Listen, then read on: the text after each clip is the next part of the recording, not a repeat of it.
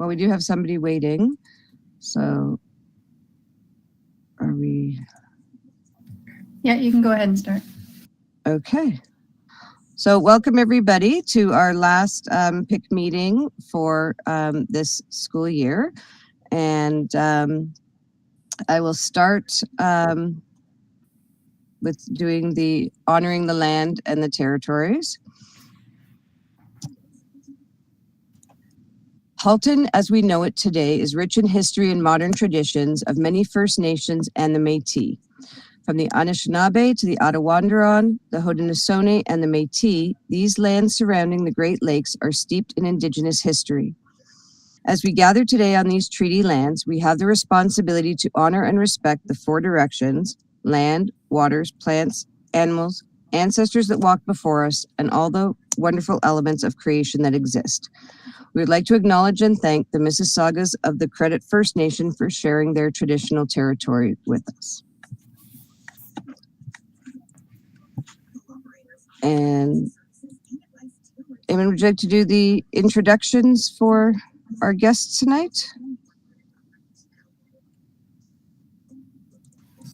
Sorry, I'm happy to introduce our guest this evening. The Halton District School Board received funding to provide tutoring supports to close the achievement gaps because of the pandemic, and so what's happened is that our school board has put on a number of initiatives with our staff, after school programs and summer programs, and we also connected with community organizations and gave them an opportunity to submit a proposal. So not-for-profit community organizations that we currently have had any kind of relationship with or worked with, reaching out to them so that they could also put together tutoring programs, because we want to reflect our community and we want our children to be in spaces where they feel comfortable, as well as understand that the learning is happening in schools, and there's also an extension to the community and the parent community as well. So we thought we would invite some guests with us this evening. We have a number of organizations here represented, and they're going to do a little bit of a presentation on they have about 5 minutes or so to do a bit of a presentation on the program that they put together for the community. And so we have, first we have the YMCA. We have Lily Lumsden from the YMCA. We have the Learning Disabilities Association of Halton. Joining us to do the presentation is Allison Brindle. We have the Canadian Caribbean Association of Halton. And joining us this evening is Andrew Tyrell to let us know about the program. And then we also have an organization, it's called Halton Black Voices, that has been doing a lot of work with our school board, and we're so honored to also work with them as well. And Janelle Thomas is here with us this evening to share the work that they're putting together for our children. And so I'm going to hand it over to Lily, who's first. And if you need to present any slides or just let us know, just you have the ability to share your screen. You're more than welcome to do that if you need to. Thank you. Good evening, everyone. I don't have slides prepared, but I think I can do a little quick synopsis of what our program will look like this summer. So what we're going to do is at the YMCA in Burlington at our 500 Drury Lane location, we will be offering 7 weeks of tutoring support for grades, for youth who are in grades 8 to grade 11. We will be, it'll be starting on July 4th and running through until August 19th. The youth we're going to provide four days a week. It will be available. We'll have 4 time slots, so running 2 in the afternoon and 2 in the evening. Knowing that, we're working with kind of the intermediate senior, some of our youth might have summer jobs. And so we tried to make sure that we had opportunities for different time slots. We'll be focusing on literacy. So basically your reading, writing, reading comprehension, and we will have a 1-to-5 student-to-tutor ratio. So you doing very small groups with a maximum of 10 students per session. Sessions will run for an hour and a half, and a student will then pick 2 time blocks per week that fits into their schedule. And then they'll be able to do that twice a week for the 7 weeks. We're going to be doing, each time block will be a cohort. So we're going to group grade 8 and 9 students together in one session, and then 10s and 11s, and then basically just cycling through the week through that. During the month of June, we'll be doing, recruitment, intake. We will start the sessions with a quick little assessment to know where we're starting from in terms of the youth, and then doing our pre and post assessment. So doing an assessment at the end of the 7 weeks to see improvement. And I think that's about it. This model is it's a model that is replicated from we run homework clubs in our Hamilton locations. So it's a successful model, and we're duplicating that in Burlington. I think that's it. Thank you so much, Lily. Jean, you have a question? Yes, if I may. Thank you, Chair White. I have a question just to find out, is there a cost for students to participate in this program? No, the tutoring will be free. And I don't think I mentioned this specifically, but it will be in person. And a follow-up question would be, is this right across all regions of Halton, like Halton Hills, Milton, Georgetown, Oakville? So our request was specifically for Burlington at this time. If there is a need in other areas, we could look at it, but our request was specifically for Burlington, especially because it's new. I mean, even though we're modeling after a success, we don't want to kind of go too big too soon. And so we thought for the summer, we'll have a look, we'll kind of do it in Burlington, and then there is an opportunity to continue it into the fall. So there's an RFP out for the fall, for the September to December. We'll see how the summer goes and see what we can do for the fall. Thank you very much.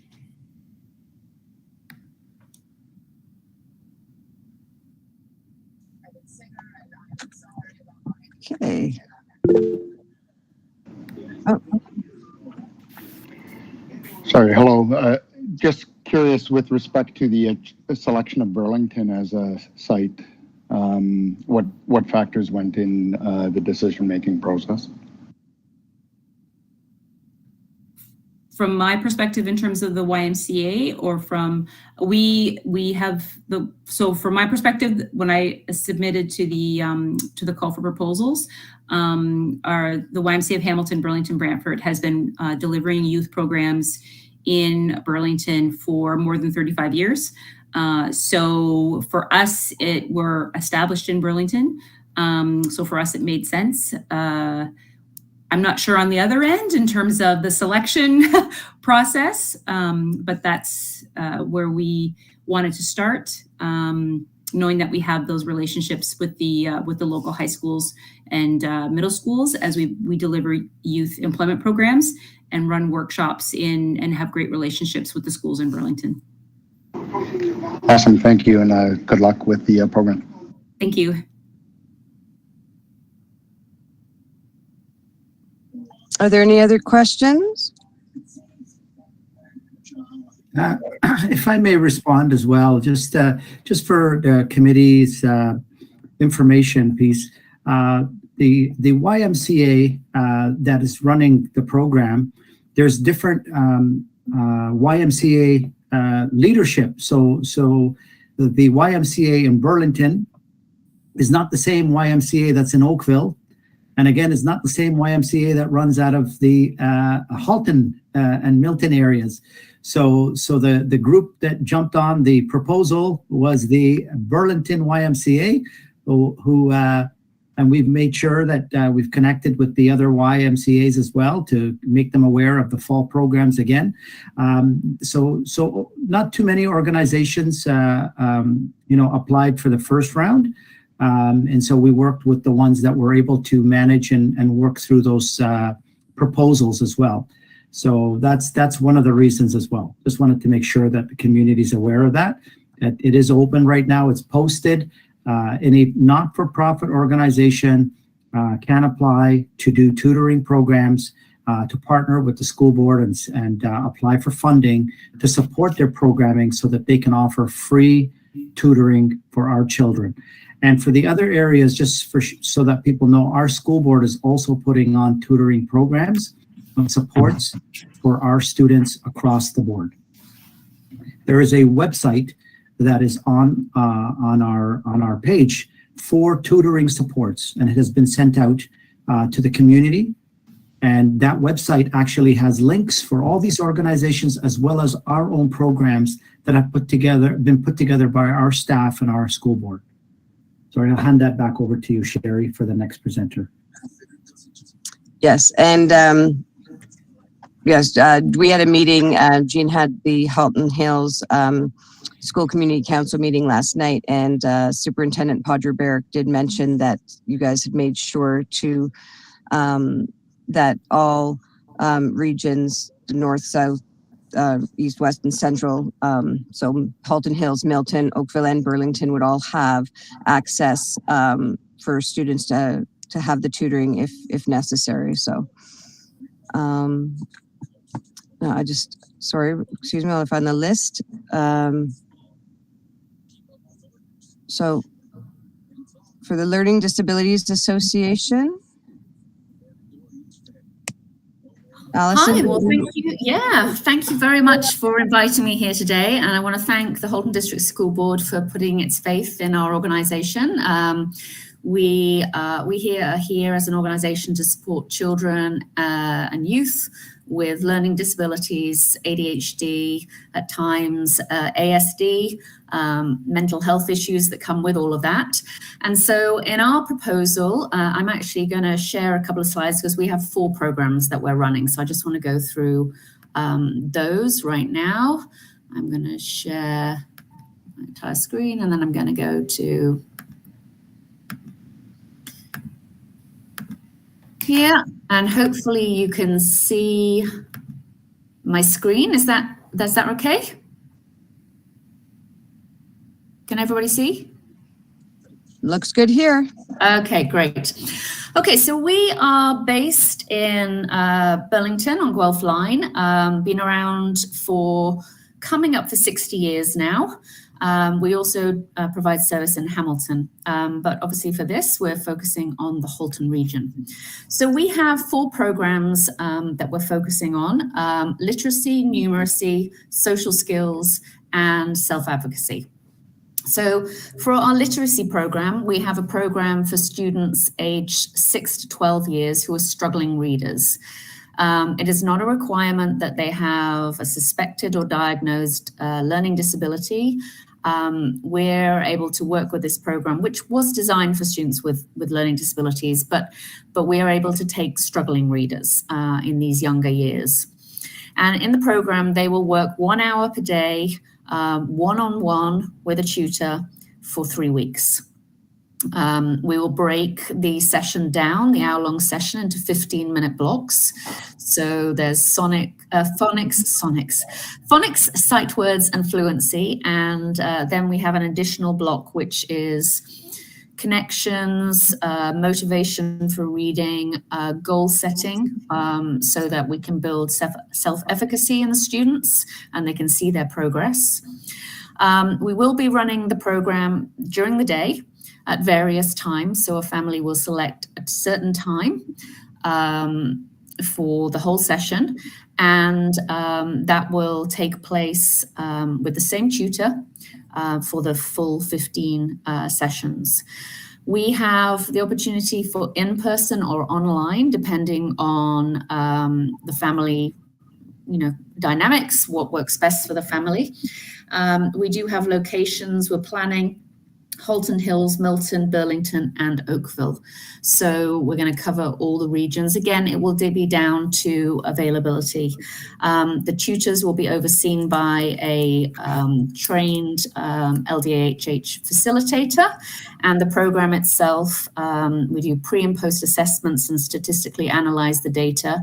And in all the cohorts that we've run so far, and the program's been running for 5 years, we've seen statistically significant gains over the program. So we're very excited to bring this to the students. I'm going to move on to our Numeracy program. So this program is for students in grades 3 to 8 with a suspected or diagnosed LD. Again, we can take students with an MID, but the program really is designed for students with learning disabilities. The reason for that is that they work in small groups. So there will be a maximum of 3 students with 1 trained tutor. Each tutor is given 21 hours of additional training in multisensory approaches for math, for remediation from an expert in the States that we've contracted. Again, the program is in person or online, whatever's necessary to be able to bring 3 students at the same level together with a tutor. And a pre and post assessment is essential in order for the families to be admitted, because we do need to know what level the students are at in order to be able to pair them correctly with additional students. And again, this program, this is a longer program. It's for 4 weeks. Grades 3 to 4 are 1 hour a day.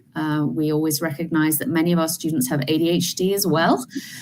So 1 hour is plenty of time for our younger students.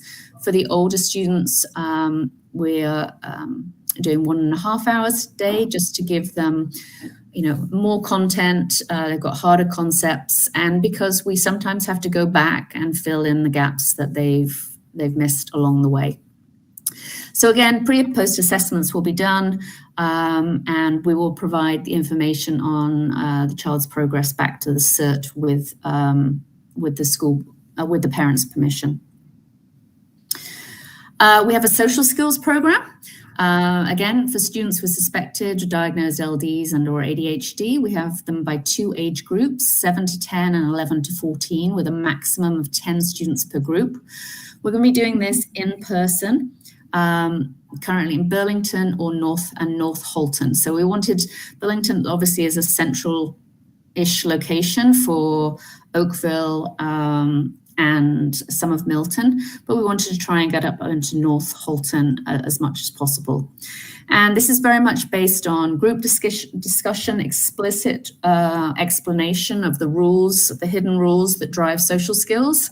And we find that many of our students that come to our program that we run throughout the year really have never made friendships. And we find that during their time in this program, they're finally able to connect with like-minded peers. This program will run for 2 weeks for each cohort.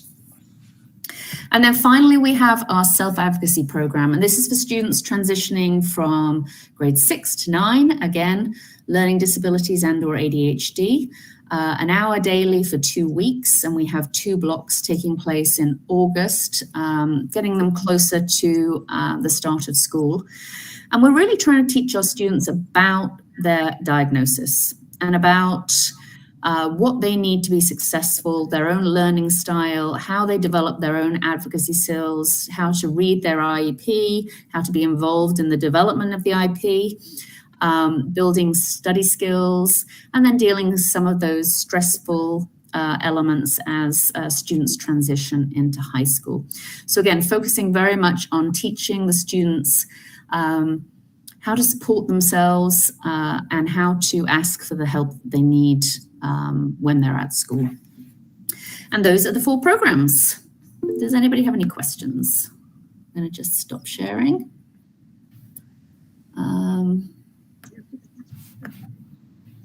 Okay, great. Hopefully I'm not sharing anymore. Jean, you have a question? Yes, thank you very much, Allison, for your presentation. I have two questions. One would be, first of all, is there transportation being offered to students to these programs? There is not, no, which is why we do have the online option available for families where distance is a problem, or maybe they're going to the cottage, or maybe they're split between families. There's that opportunity, and why we've also tried to put it at sites throughout the Halton region. But no, it does not include transportation costs. Okay, thank you. And my second question, Allison, really quickly, was with the literacy and numeracy. Are the learning accommodations found in each student's IEP going to be coming into play when it comes to the instruction of these students in these programs? So in the literacy program, so the literacy program is a games-based approach. It was developed by Professor McNamara from the Research Institute for Learning Differences at Brock. And it's specifically designed to work on elementary literacy skills, numeracy, phonics, sight words, and fluency. So we're not expecting our students to write. We're not expecting, we do receive any information. We receive the IEP if the parent is willing to share that, so that we can adjust our programming and provide any information. But in the first session, the tutors get to know their student, what they like, what they don't like, and the programming is adapted as we go based on the individual need of the student. Oh, that's great. Thank you very much. Is there another question? Allison, there's one in the chat asking about how you get a referral to the program. So to be perfectly honest, the Halton District School Board has basically put this programming out. It's on the website. You do not need a referral into the program. So some of our other school boards that we're working with, they will put forward the referral from the CERT. The Halton District School Board has put it out to everybody. So you don't need a referral from anyone. Any parent can sign up. It went out this afternoon. I already have 20 families signed up. So, you know, I anticipate that we'll see great numbers coming through. Obviously, there are more numbers or more availability in our numeracy and literacy programs than there are in our social skills and our SOAR programs, because obviously they're more one-on-one, more small group that we have to keep the right grouping. So no referral is required. Allison, I did notice on one of the programs it said your location for North Halton sort of was still to be announced. So yes. Do you have a location, or does that sort of limit the registration for that program, since you don't quite have a location for that yet? Or what we're hoping to see in the next few days as the registrations start to come in is where the families are located, so that we can find the right location that is most beneficial for the families, knowing again that we have the option to do online if it's obviously not optimal, but it is something that we have run successfully, and we can reach out to families where that geography element is just too far. That's great to know. Okay, I don't see a name, I just see the KS, but I don't know if that hand up is current or from Lily's presentation. My apologies, it's Cress. I've cleared the hand. Thank you. Sorry, thanks, Chris. Okay, were there any other questions for Allison about the program? Zena, I hope that answered your question. Okay, so moving along.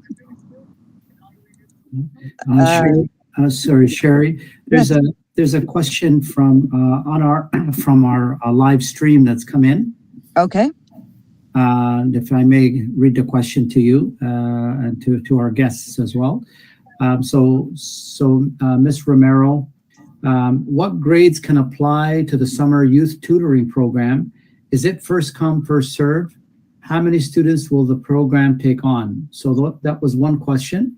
I do have another one coming, but does maybe the YMCA and Allison, because both of you, Lily and Allison, perhaps you could comment on both of those because the question came for both programs.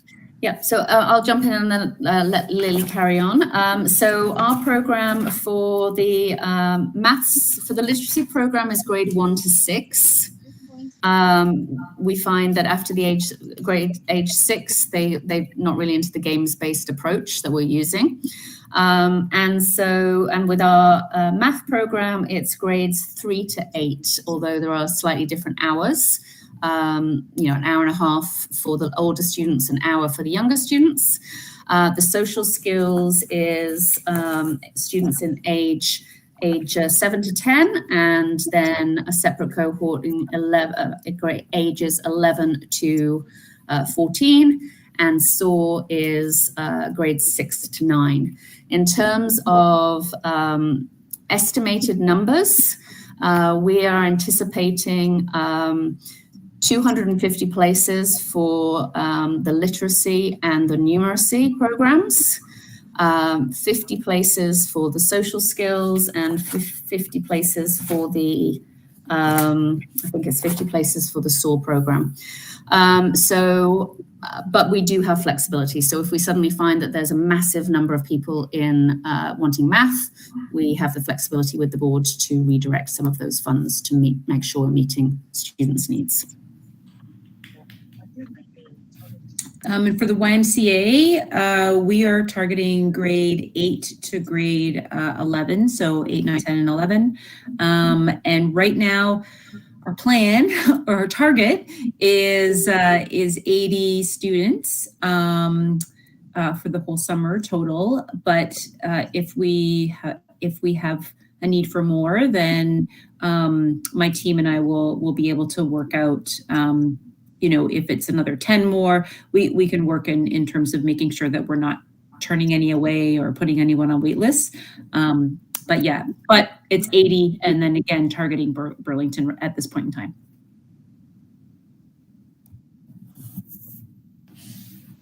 Okay, and the other question was about can children from other regions sign up for the Learning Disabilities Association program, or is it only for the students from the Halton region?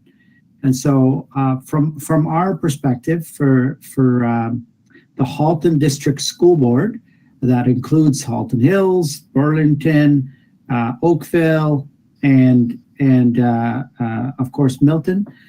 Those areas is what the Halton District School Board supports, and the programs that we've supported are for students of our board. But the Learning Disabilities Association also has other relationships, I guess, outside of that, and I'll let them respond with regards to registrations from outside of the board. But the funding that we provided was only for our students from the Halton District School Board. Yeah, and just to add to that, so each school board is provided with their own special link that is for their students, and each family will be required to put in the email address of the Halton District School Board student so that we can confirm that it is a Halton District School Board child, and that the funding can be retained within the board. We do have relationships with and programming with other school boards. So the Halton Catholic have undertaken math programming with us, and the Hamilton Wentworth Catholic School Board is doing a range of different programming. So they'll all be coming out in the next few days. If you follow us on Facebook, we're posting out and letting everybody know as soon as the programming's released where people can sign up and how they can get involved. But if you're not within any of those, please sign up for a program anyway. And if we can't serve you in the summer, we will make sure we can get you on the wait list for fall. Thank you. Back to you, Sherry. That was all the questions that came in. Thank you. Okay, so, sorry, next. Where'd my list go? Sorry, I was answering a message that had come in on the email.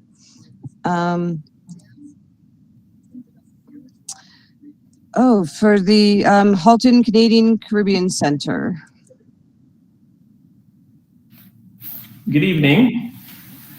That's a really good name that you've given to us. But for 43 years, we've been the Canadian Caribbean Association of Halton, but I will reconsider that name that you just gave to us.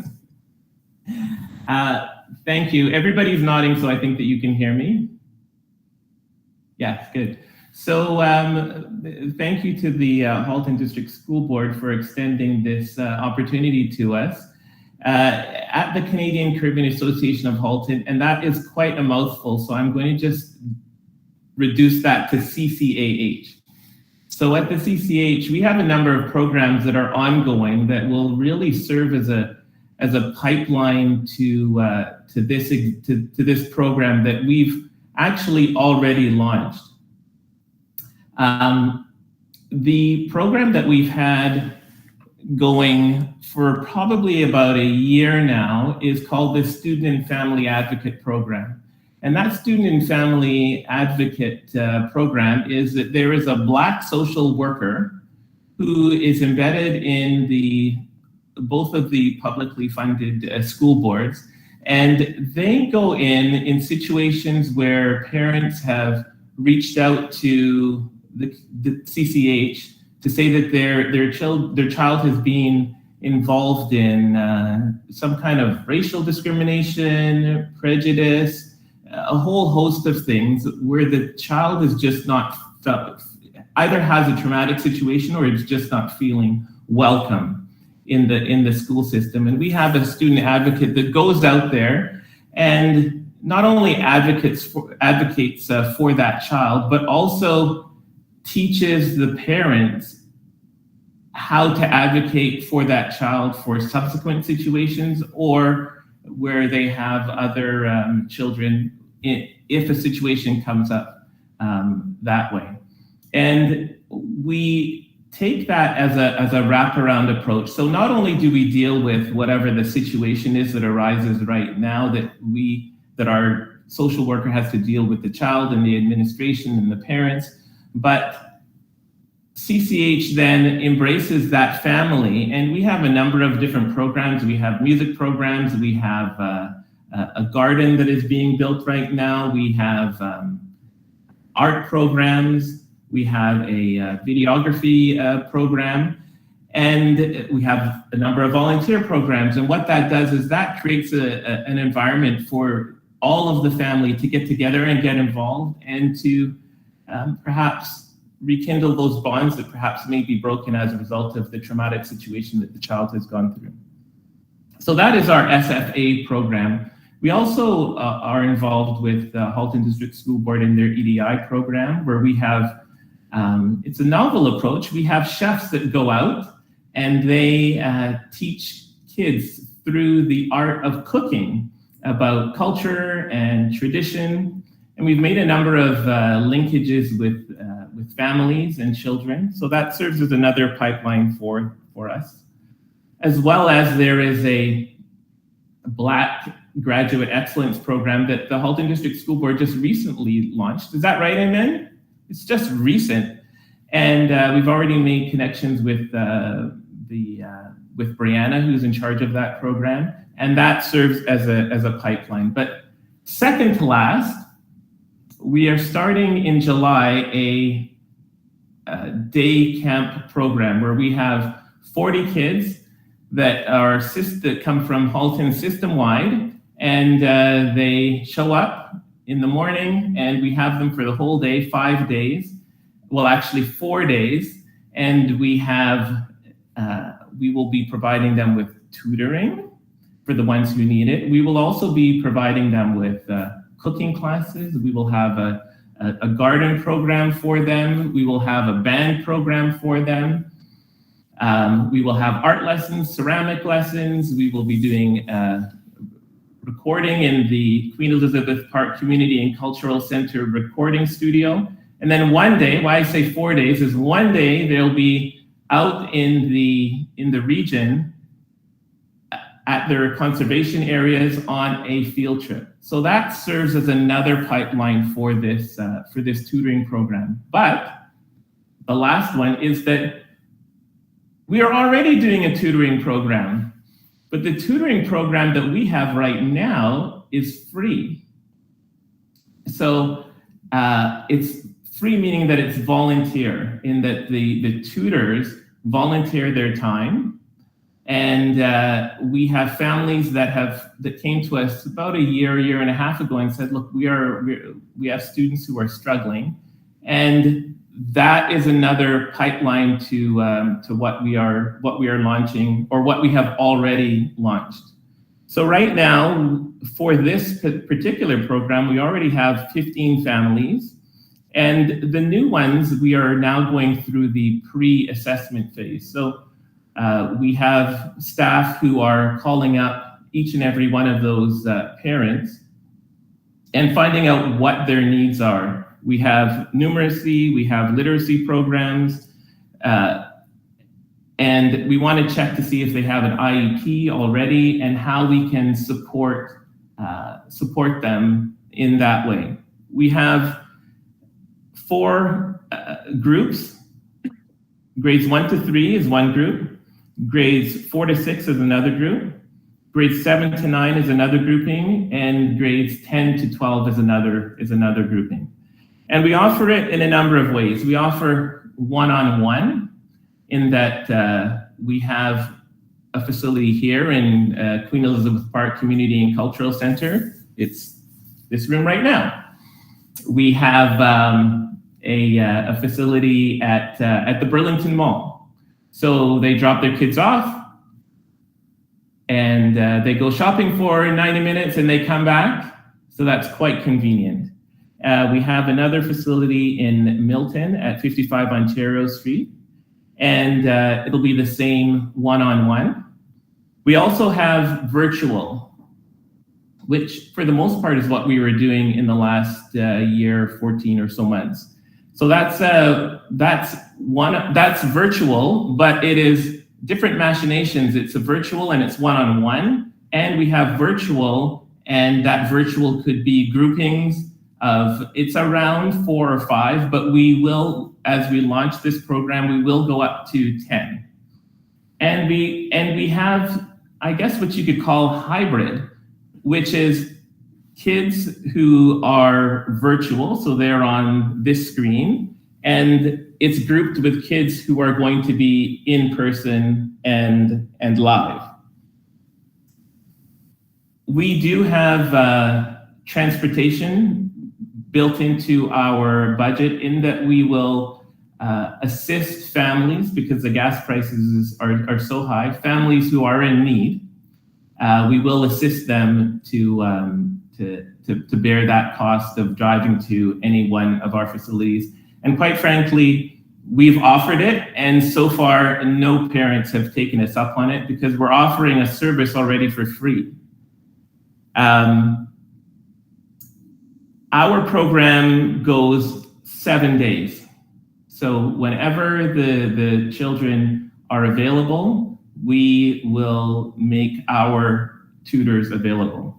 At present, we have a roster of 3 tutors who are, one is a TDSB retired teacher, the other one is a lawyer, and the other one is a professor at Sheridan College.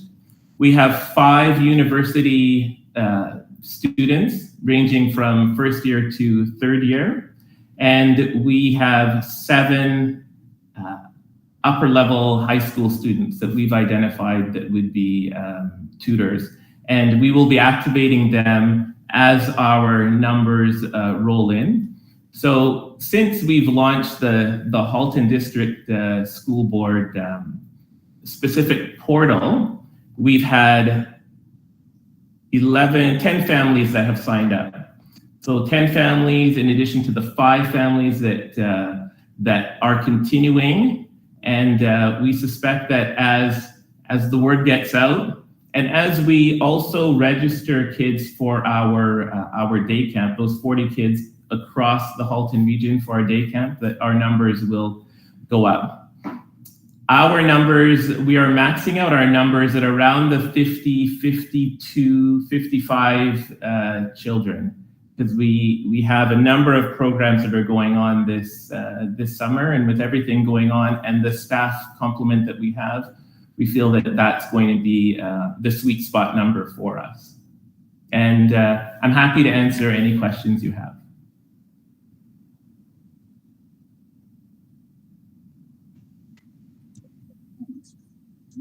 Thank you, Andrew. Jean, you have a question? Yeah, I was just really curious about that summer camp, where its location is, and is that one of the programs where you're offering transportation to it?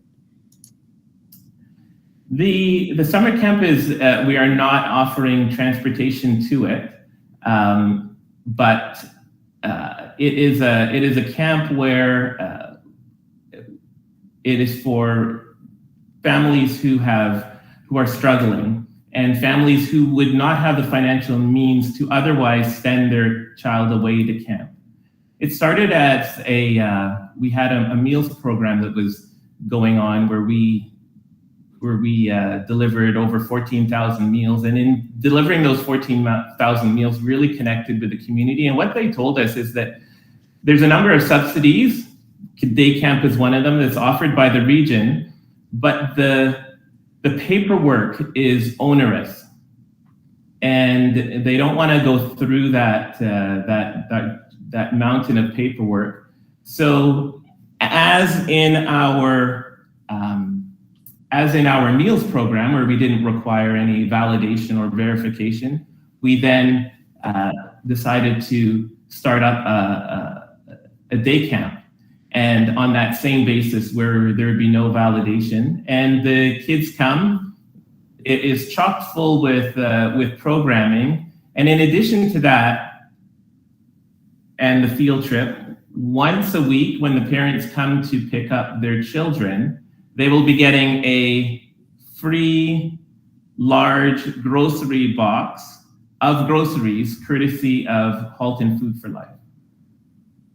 Thank you very much. I just wanted to zero in on the location of that program. The location of the program is right where I'm at, Queen Elizabeth Park Community and Cultural Center, 2302 Bridge Road. And sorry, is that in Burlington? That's in Oakville. Oakville, okay, thank you. And it's a 144,000 square foot facility. Fabulous, thank you so much. Thank you. We've kept Janelle from Halton Black Voices waiting for very long. She's so patient. And folks, I'm sorry as I'm jumping in here. I just wanted to, because I know that the presenters are incredibly informative with the programs. And I know parents are really, really appreciating, because I know the questions that came in.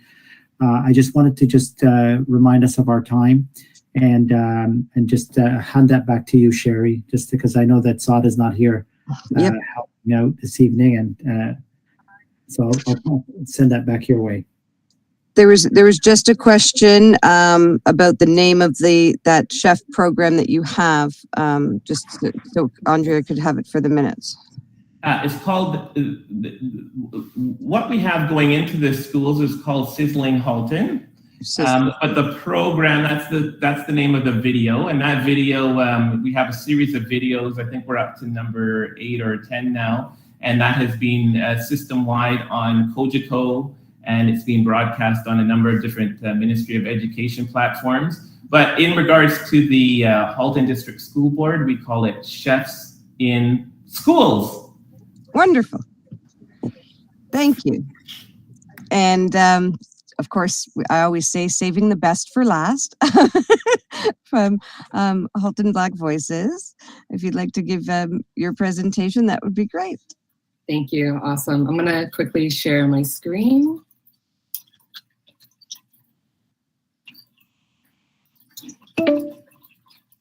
Oh, I can't share my screen. Oh, says I have issues presenting. Okay, so I guess I can't share it because of the settings. Would you like me to try to share your screen, Janelle? Yeah, I think I shared it. Yeah, I might have shared it with you. So if you can share the Google slide, that would be fantastic. I did update it a little bit, so that'd be awesome. And I'll just say next slide, so you can go to next slide. Okay.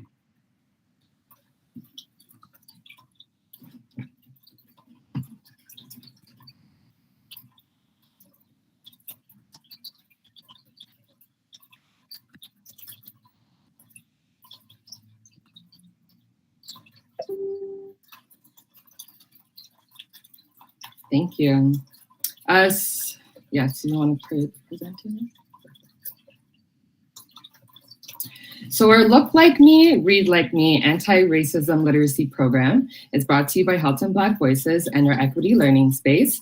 We are providing 3 programs, an after-school program, a summer school program, and a virtual program for our Halton District School Board students. Next slide. With our anti-racism literacy program, students will gain a deeper understanding in anti-racism literacy, skills to systemically tackle racism and injustice, a more positive attitude towards literacy, and ultimately more confidence with identity and self. We're going to have small classroom sizes, which is going to be a relief for tutors and students. We're going to go up to 10 students for two tutors, and also providing one-on-one tutors at request. We're also going to be offering opportunities for Black tutors and Black educators to come into spaces and educate our students. Representation really matters for us, and our professionally trained tutors will help students develop anti-racism literacy skills, confidence, and the opportunity to engage with Black literature and history. Again, we're going to be bringing in some Black tutors and Black student tutors as well. We understand that representation does matter, and a lot of the students in our schools have never been taught by Black or racialized students. So this program is giving an opportunity to kind of engage with community and what that looks like. So just as a breakdown of our after-school program. So it's going to be held twice a week after school at 4 p.m. We're going to run sessions for about an hour and a half long. We're starting our program June 6th and we'll be ending June 30th. We're going to be providing virtual and in-person options. Like everyone else, it really depends on the registrations where we come in, and that will be the community that we serve based off the registrations. But we also be providing virtuals for those that do go away for the summer or may not be in town. And again, our programs are going to be offered for both elementary and secondary students, so from grade 3 all the way to grade 12. Friend groups are encouraged to kind of sign up. So if you've got a friend that wants to learn how to be a good ally or an advocate, bring them along. Next slide. Our summer school program is going to run for 2 consecutive weeks. So the first 2 weeks of July, running daily, Monday to Friday for 3 hours, 9 a.m. to 12 a.m. That's going to be part of some literacy and activities. We're going to be also, again, providing virtual tutoring for students, and in-person tutoring is going to be available for Milton, Burlington, and Oakville.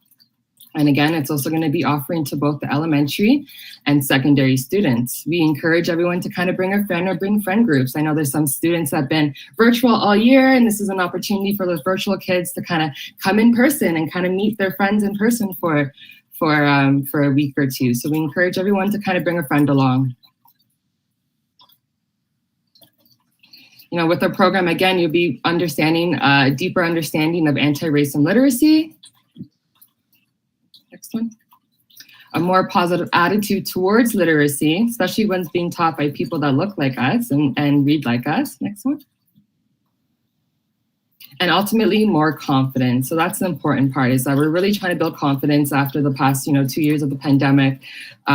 Really tore us down, even for adults, it tore us down. So we're going to here to provide that sort of support for our students over the summer as well. And there you go. We've got some information. You can register. Our registration is live. I'll just answer some questions as they were coming in. So we are looking to target about 140 to 160 students across Halton.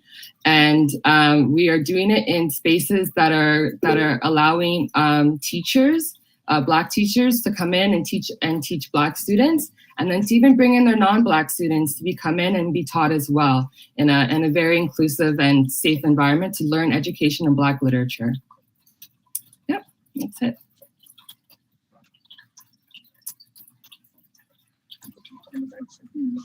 Thank you. Thank you. That was great. I didn't know if I heard the sound for the hand going up. Does anybody have any questions? Jean? Sorry, would you consider a program in Halton Hills if the community and numbers warranted it? Yes, definitely. Thank you. Yeah. Eamon, I have a question for you. If some of these organizations are needing a space to hold their programs, is the board offering up spaces inside some of the schools for that? And would they be waiving like the fees and things for that? So what's happened, Sherry, is that the programs, people that applied for the programs have been giving funding.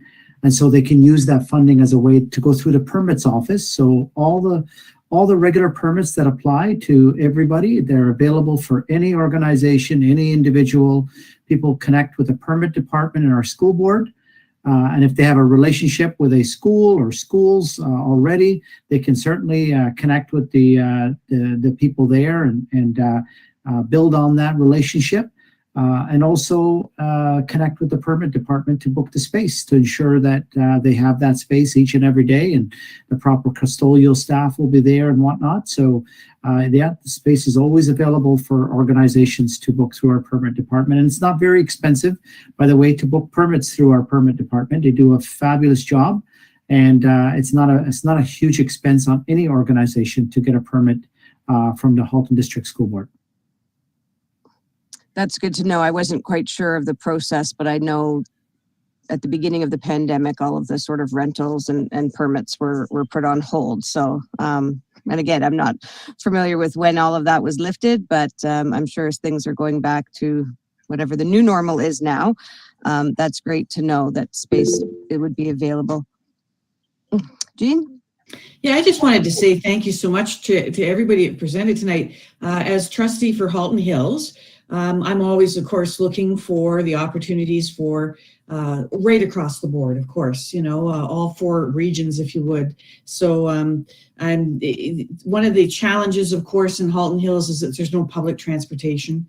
And so it's always a real big challenge for the families. And I'm just so thrilled to hear of all these opportunities this summer. The need is great. We hear from it time and again from our teachers in the system. And I'm really looking forward to hearing some of the success stories from all of these programs by summer's end. And hopefully we can invite you all back to one of our next PIC meetings to report in and say, look, this is what happened. And this is, and we did hear what somebody mentioned tonight, that they are already planning to put in an RFP for the second group of opportunities that I think starts maybe after September 1st. So super excited and want to spread the word as quickly and as far as possible. But it sounds like it's already being picked up pretty quickly by our parents. So I'm happy to hear that there's been a strong response already. So thank you one and all again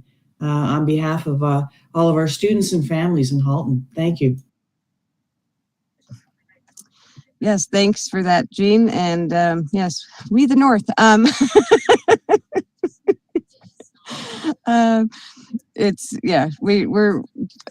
lucky that Jean is such a great advocate for us in Halton Hills, because it is sometimes hard when sometimes people think Halton stops in Milton.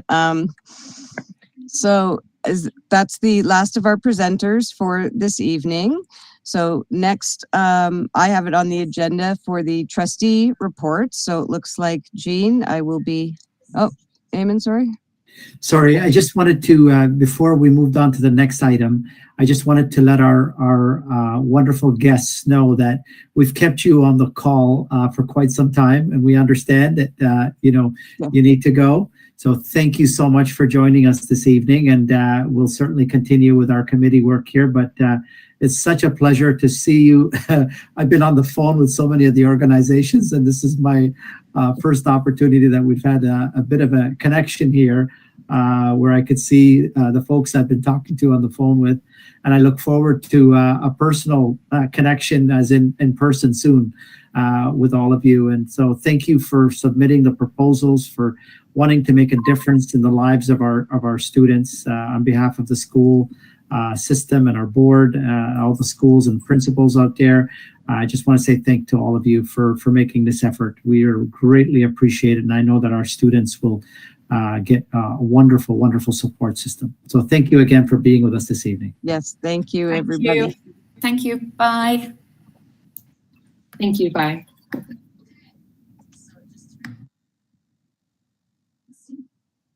Okay, so Jean, do you have a trustee report for this evening? Sorry, Sherry, it looks like the next item on the agenda is the PIC conference next year. Oh, okay. Sorry, I just have, again, I was only able to find the draft one, so I'm probably missing the one that you guys are looking at. So thank you, Andrea. So yes, conference.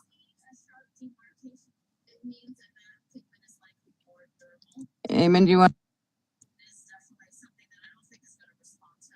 to give? I do have a question from the parents currently watching, and I just want to make sure that I read it. The question came in from Ms. Beth Ravel, and the question was, will we be having a big parent involvement event this coming school year with speakers and such? So in line with, I just want to make sure that that's addressed, that question, and we acknowledge the person sending the question. So I'll leave that out to the committee, and I think this is what we're discussing right now. So it's in line with our next item.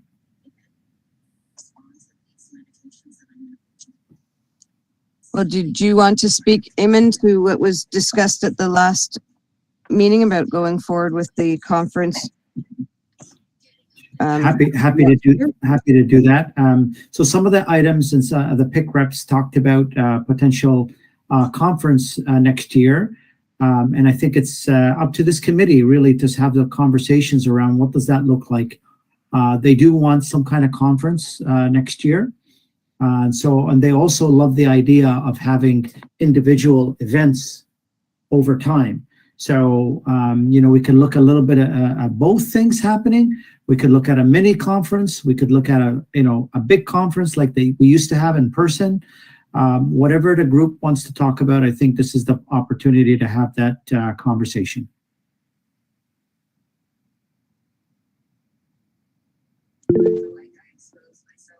Yes, Jean? Can I just do it as thank you for the recap, Eamon, because I think that gets us to where we want to be starting this conversation. One of the things that I'm reminded of is that one of the reasons we didn't have an event, even if it was an online event this year, was that so many of our parents were online already through their programs, through sort of a consortium of schools gathering together to produce that great speaker and so on and so forth. I'm just wondering if anybody anticipates what next September onward will look like. Will our school councils begin to meet in person, or will they continue online? In speaking with some people, there is a thought that online for school councils actually produced more people. There were more people attending. And if that's going to be the move across our board to continue online, are we going to meet that same challenge then if we were to do a conference online? Or maybe it's a reason not to have a conference online and have it in person. I just put that out there as a starting point, because that really, as a recap on this year, it kind of resonated for me. Thank you. I think you've made a very good point with that. And also, I think though people are missing the contact you get from an in-person event, and especially with the way our conferences were, being able to have, I mean, the keynote speakers were great, but being able to have those workshops and smaller groups where, you know, people were getting, you know, interaction and feedback. I think those are the types of things that our parents are missing and would be looking forward to doing. But the idea as well, I mean, when you've mentioned too, you know, that there's restrictions for our families in Halton Hills around transportation and that kind of thing, that maybe if we were to look at, you know, smaller events that could be like, you know, one in every region. So we don't always have that conflict of, oh, the people in Burlington don't want to come all the way up to Halton Hills or vice versa. And that, you know, maybe something smaller in each of the 4 areas would be better attended by the families within those areas. But to be able to go back to something in person and, you know, where we can, you know, connect with people and not always have to be sitting in front of a computer screen all the time.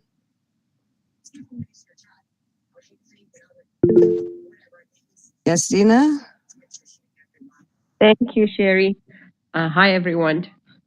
So I think we discussed earlier, maybe in the beginning of the school year, which is a long time ago, regarding the hybrid. So if the region, like the district school board, they already decided which area they can hold this conference next year, even if it is in person, and the same time they can do it virtually online live, like we are doing the live stream now. We can do the live so that people who cannot attend, or if it, like for example, if it is in Milton, the people in Burlington, they cannot go there, or they decide that it is for them, it is easier and more convenient to be online. So at least they have both options. And in that matter, I think we will have, you know, like 2 birds in 1 stone, and everyone can attend. But this is just my thoughts. Thank you. I think that would be, you know, a really great option too, at least for, you know, some of the keynote speakers, you know, to be able to have people that just are able to tune in to that, to do that online. I know it would take some planning to do the workshops. Yes, Jean? I have a question of Andrea Chand, please. I've sat on PIC for a number of years with Andrea, and I know that she is well versed on how these conferences come together. Just wonder if you could talk to us about what the planning for a conference like we've held in the past. When did the planning start? Where would we be typically by this point in the year? That kind of a thing. Actually, it's perfect timing because one of the things on our agenda says timing. So I think that's something we were looking to change in the coming years. Before COVID hit, we were looking at doing it a little bit later, more mid-school year than October. But in the past, when we were doing it on October, we pretty much had a lot of things covered going into the summer. So we've already solidified our budget, how much we're spending, what our conferences were starting to what our workshops were starting to look like. We've already had the guest speaker picked. A theme obviously would be picked by now. But again, if we were before COVID hit and we were planning on a new one, we were talking about doing a conference more toward either January, February time, or even November and leading into like the new year. So I don't know. I mean, part of our agenda says timing. If we were to start now on a big conference, we'd have to look later into the next school year to actually have it, or we'd have to be working throughout the summer because we did take the summer off before. So that's what I see in timing. I'm just going to say this now because I have the floor. Personally, I do like the big conference. I like the big conference even with all regions together if we could. And that's because I actually like to hear from other regions and what their issues are, what some of the things are happening. As a PIC rep, I like to hear about all the regions and what they're looking at, their literacy, their numeracy, all of those things, what their concerns are. On the other hand, I do wonder, and maybe Jean or Sherry could answer this question, if you were to have it in Georgetown, and because there is no public transit in Halton Hills, how likely is it that you're going to get people from Acton or other parts of Halton Hills into Georgetown? I don't mind driving from Oakville to Georgetown. Some people may not like to drive from Burlington to Georgetown, but how likely is it that you're going to get other people from Halton Hills into Georgetown? For instance, I'm saying Georgetown because it's pretty big.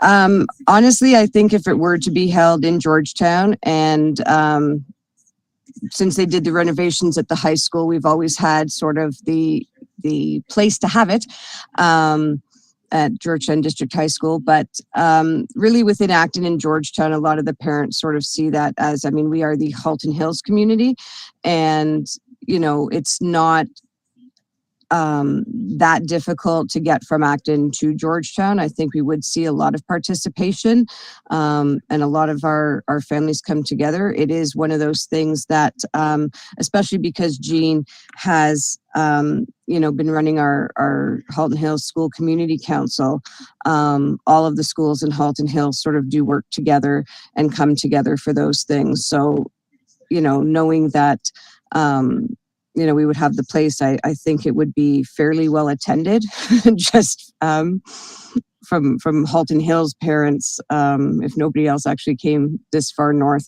Although I do know that, especially when we had the meetings for when our kids were going in from Mackenzie Smith Bennett into the high school and having those sort of group meetings, all of the trustees and superintendents that had to come up, you know, to Acton kind of went, wow, it's kind of far. And we went, you know, so it would be nice that, you know, for all of us in the north didn't have to go south so often, but no, I think it would definitely be well attended. I'm going to put it out there that I think that the next one, if we're going to hold a big conference, I think it should be in Georgetown. I think Milton, you'll get people from Milton. I think you'll get people from Oakville. I think you'll get people from Halton Hills, obviously. But I'm going to put it out there that I think the next one should be there, and I'm not there. So I think that's probably good. Eamon, you have your hand up. Go ahead. Yeah. Sorry. Thank you. Just a reminder, during the PIC reps meeting, I don't know who made the suggestion, but there was conversations about the new high school that's in Milton. That might be a thought. Somebody mentioned that, and I know Louisa was beaming earlier about the grand opening they had today at LC McGill. I'm not sure if that's an option, but I just wanted to let you, I guess, a reminder that somebody had mentioned that as a good location because of where it sits in terms of the school board and accessibility and all that kind of thing. So just that was somebody's suggestion when we met before.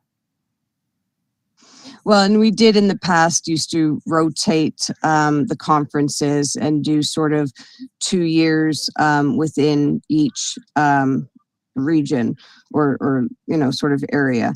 But you know, Andrew does have it right. We're kind of due for it up in the north, but but I, you know, yeah, it would be nice to see it up here. But Milton definitely is. You know, even when we were having our PIC meetings in person, we would have them at the, you know, where the Welcome Center is at the EC Drury site, because at least, you know, Milton being more of a central location for Oakville and Burlington to come north, and at least it's not as far for Halton Hills to go south. But yeah, I think either. I mean, I don't know, Louisa, would you want the inaugural event to be have a big conference at the school? Why not? Where exactly, actually, where in Milton is the school located? I don't remember the address. 1410 Bronte Street South. between Britannia. Yes. And if I can just add, I was at the one of the opening ceremonies. I think they had a couple today there. And from my house in mid-Georgetown down, it was 28 minutes. So I figure if people were coming up from Oakville and Burlington, they probably would spend about 28 minutes to get to that site. It's kind of on the southern end of Milton, as I imagine it on a map. You're right. It's probably about that distance for us. Yeah. I only go as far as MD now in Milton, where my son is, so I don't have to go that far south. Did I see a hand up, or did it go down? I think it went down. So do we have to decide this today? I mean, like, do we have to decide what it's going to look like or the timing of it, or what are we trying to accomplish with this conference talk? Well, I think this is the last official PIC meeting. And I think the community and people deserve, that conversation to happen, whether the decision is made today or not.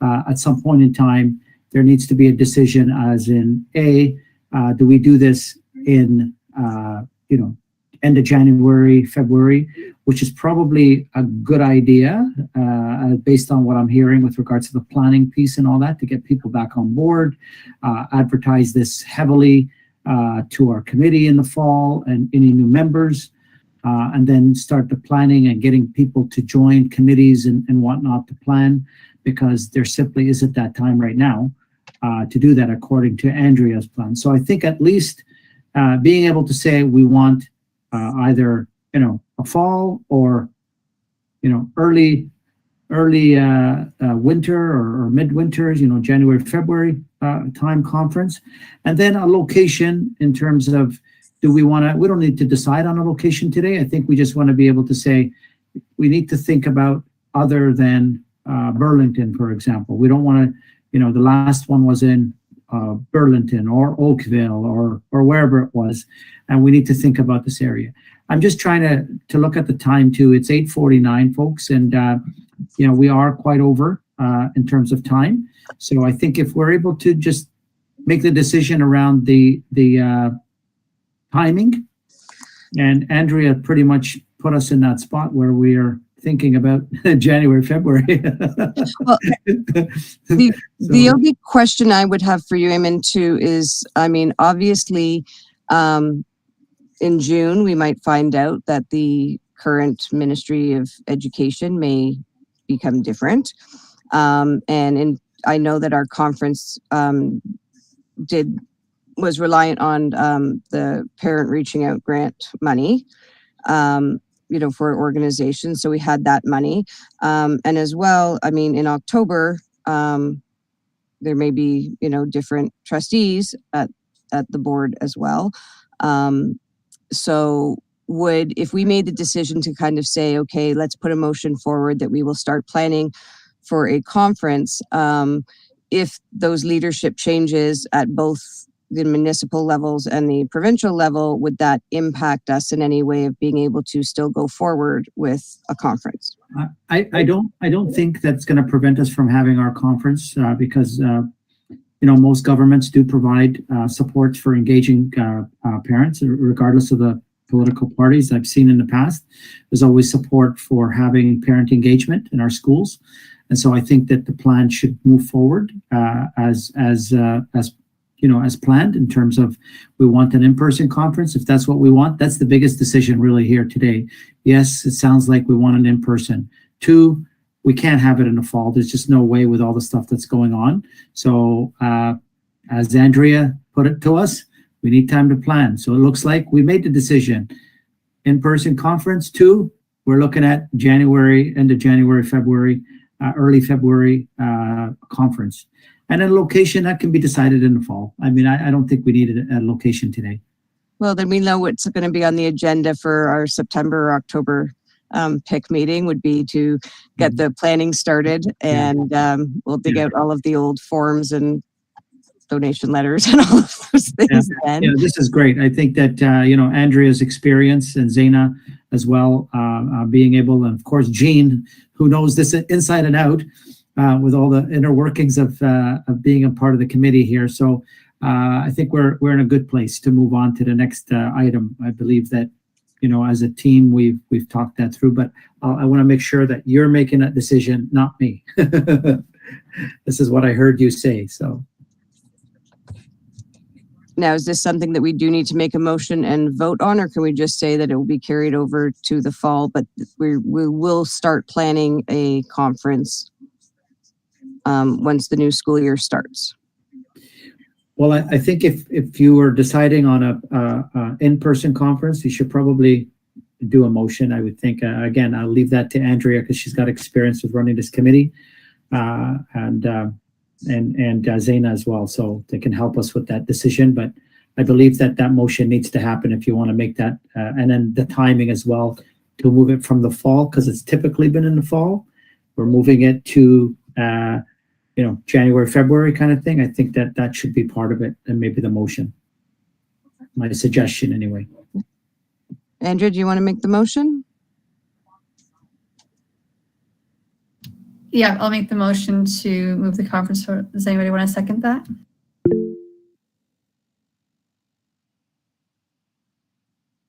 You're on mute, Sherry. I just saw Patricia had her hand raised, so it looked like she was going to second that motion. All in favor? Oh, yes. Okay, yep, she put it in the chat too. Everybody else agree? Excellent. So on our fall agenda, we will have planning for a conference to be early in the new year of 2023, and it will be an in-person event. Yay! Okay. Andrea, what do you have as the next agenda item? Because after I had the trustee report. Trustees, yep. Yeah. Jean, are you ready to give a little report? Yes, I will, and I'm going to make it a blitz. So here we go. Hey, hold on, everybody. It's going to be a 1 minute run through. Congratulations to Elsie McGill today. Again, they had grand opening. It's so exciting to see that school. It's a beautiful school. If you ever get a chance to walk through that school and see some of the things that are happening. Dr. David R. William Public School is going to have its grand opening on June the 9th. So 2 of our new schools celebrating in a fabulous and positive way. The trustees have been working hard on the Reimagine Forward. There's a report coming out that's going to be presented at the board. And this is the gathering of all the input from students and staff. Well over 300 or 400 and over 3,000, I think, actually chimed into that website to have a look. So we're kind of excited to see what that could bring in terms of ideas as we move forward post-pandemic. The director panel series is continuing. You may have seen advertisement come out on that. And the trustees are working hard actually through this summer. Today I was put on the school naming and renaming committee. There's 5 of us, so we'll be working through the summer to tweak a policy that came out earlier this year that was ratified by the Board of Trustees, but after an experience that we had in recent times, there's recognized need to tweak it a little bit further. I would say too that if you haven't had a chance, please go to the board's website to look at some of the results coming out from the student census. That information is absolutely amazing to understand how our students are viewing their experience in school. And it's going to be so informative to our senior admin and our administrators at the school level as they move forward in terms of recognizing and addressing some of that is learned through the student census. So if you haven't had a chance, you can find it right on the board's website. Some really good reading there. And finally, trustees, I think it's been mentioned by Sherry tonight, trustees are winding down. They're in their last months of a 4-year term. With the municipal elections being held later in October. And so everybody's really, really hard at work. One of the committees I'm sitting on is the Onboarding New Trustees Committee. This group of trustees that I'm working with right now, they want to leave a neat and tidy ship, as not everyone will be returning into the next term beginning in November. So in leaving everything neat and tidy, there's some great work being done to help those new trustees who are coming aboard come November. And that's it. That's my report for tonight. Thank you. Great, Jean. Thank you so much for that. Yeah, apparently there was a blip on the live feed. I got some emails, but apparently it's back up and going now. I don't know what that was. Sorry, Sherry, I missed something on the agenda. It was the program final report submission. Reminder to schools about reporting and deadline June 1st. Eamon, do you want to go ahead with that? Sorry. Thank you very much, Andrea. No, that's great. I'm glad. So really quickly, we have the program final report submission, and it was sent out to everyone. We need schools to please submit that report by June 1st. That's the deadline. There are so far 18 out of the 70 schools have submitted already their reports, so they're going to get their funding.